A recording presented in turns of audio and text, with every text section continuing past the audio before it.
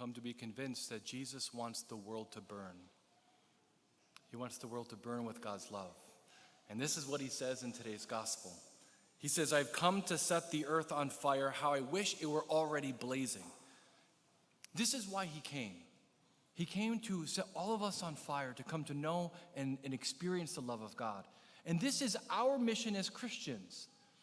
In fact, I would say that as a priest and a Christian, nothing is more satisfying and meaningful than helping people come to know and experience the love of God. And yet, this mission will not always give us peace with other people. In fact, listen to the paradox that Jesus shares in the gospel. He says right after this, he says, do you think that I have come to establish peace on the earth? No, I tell you, but rather division. Wait, what? You want to set the world on fire with God's love, but you said you did not come for peace? You came for division? What's going on here? What's going on is the paradox at the heart of Christianity. That on the one hand, we can say Jesus is the most loving person that has ever walked the earth. He's the most unifying person that has ever walked the earth. He is God himself. We know that love unites and the devil scatters, he divides. And so why is it that he's saying that he come to bring division? It's not that Jesus himself is bringing the division, it's our response to him that divides us. He has come to to give us an ability to make a decision, and not everyone decides to be with him. And this is why, in some sense, he's one of the most divisive characters, or one of the most divisive figures in all of history, because his presence and his message demands a response that divides each of us based on our response. One of the things we need to remember then, so just think about that dynamic and how it plays out in every human heart, right? If I really love the truth, if I love goodness, and if I want mercy, and I come to recognize who Jesus is, I'm going to want to accept him. I'm going to want to love him and follow him. I'm going to want him to be the center of my life. But if I don't really love the truth, and I prefer to live in the darkness because my deeds are evil, if I don't really want to love goodness because I want to be the Lord of my own life, I don't want to change, then I'm not going to want to give my life to him. I'm not going to want to accept Jesus. In fact, I'm going to start rejecting him in some way or completely. And so this dynamic of the human heart is the reason why humanity is divided around Jesus. And this is what happens in every single culture throughout the history of the world. There is division because our response to Jesus differs. What's interesting about this is that you could be the most loving person in the world, and there are people around you who will be divided about you because of your faith in Jesus. Jesus says this is so serious that it's going to happen in families. Listen to what he says. He says, from now on, a household of 5 will be divided. 3 against 2, 2 against 3. Father against son, son against father. Daughter against mother, mother against daughter. Mother-in-law against daughter-in-law, daughter-in-law against mother-in-law. And this is exactly what the early church experienced. People in the early church had their families divided based on who believed in Jesus and who didn't. And there was even persecution in families where family members were delivering their family members up to death, being handed over to courts because they betrayed the family religion. And this is the kind of thing that can happen throughout all of history. Now, no, most of us are not being handed over to death by our family members, but I know that some of us experience great trial being a devout Christian in our families.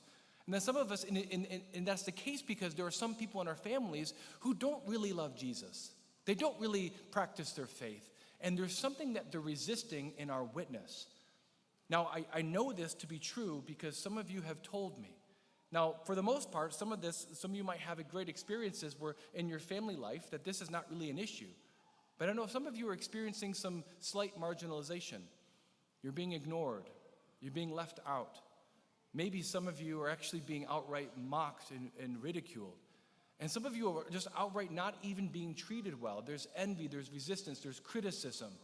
And some of you might even be experiencing, and I know this to be true, emotional blackmail. If you bring up this thing about our faith one more time, or about your faith one more time, if you tell me to go to church one more time, I'm not going to talk to you anymore. We're not going to bring our kids around. You're not going to see your grandchildren. That kind of thing can happen in families and is happening and can be incredibly hurtful and incredibly painful. So if you're experiencing any resistance and you trying to live your faith publicly, you trying to be who God says you to be, you standing with the church, I want to encourage you this morning with a few points here. Number one, if this is happening to you, maybe even among your friends, don't be surprised about it.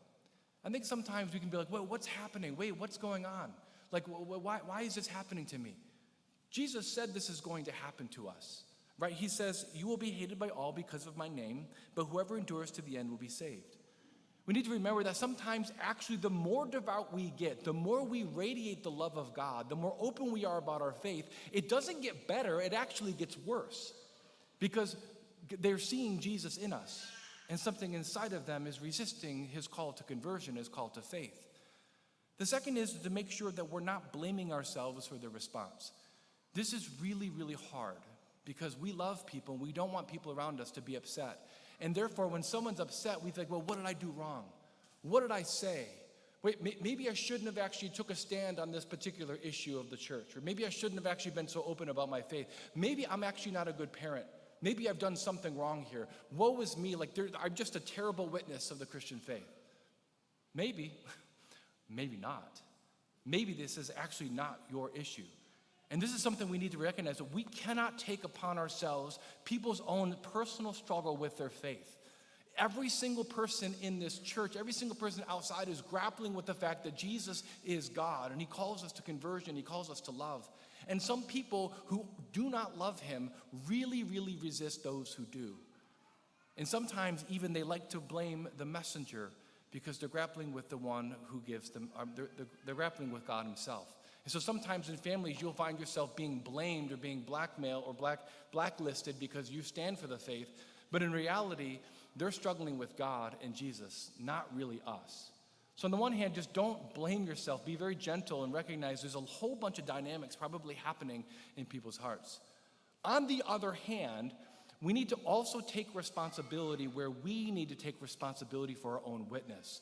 It could be the case that some people are resisting you and are divided against you, not because they're resisting Jesus inside of you, but because they're resisting a proud, haughty, judgmental, and really condescending attitude that we might have toward those who don't believe.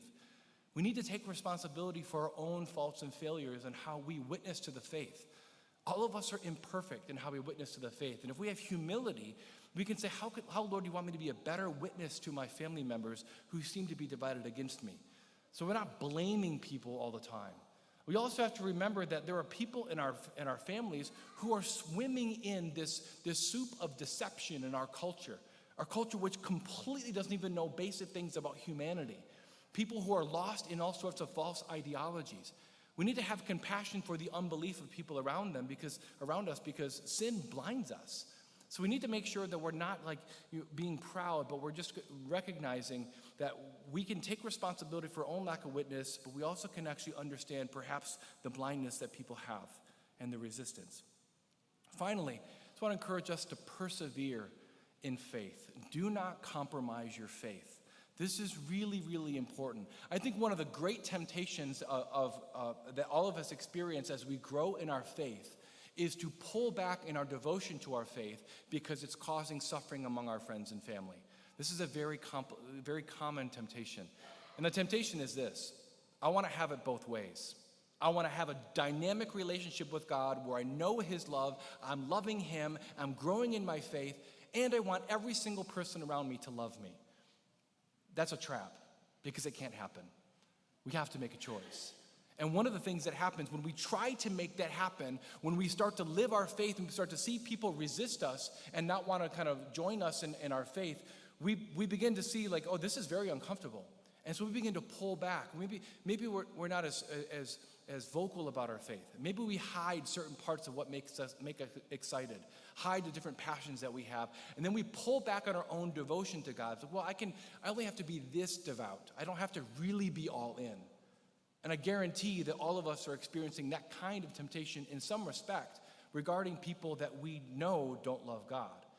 And as a result, if we give into that temptation, we lose the very fire we're meant to bring to other people. And we have our own relationship with God at risk as a result. My brothers and sisters, this is not just difficult for lay faithful, for all of you. This is difficult for us as priests. When we are trying to be good priests and trying to live the truth, we have to say a lot of difficult things to people. We have to call people to conversion. We have to make a lot of difficult decisions. And oftentimes when people don't agree with the decision that I've made, they don't hear what I'm trying to say, I could be very tempted to be like, you know what have I done wrong? Like, how is it that I wasn't able to win this person over? Maybe I'm just a bad priest. Maybe there's something wrong with what I said or how I said it.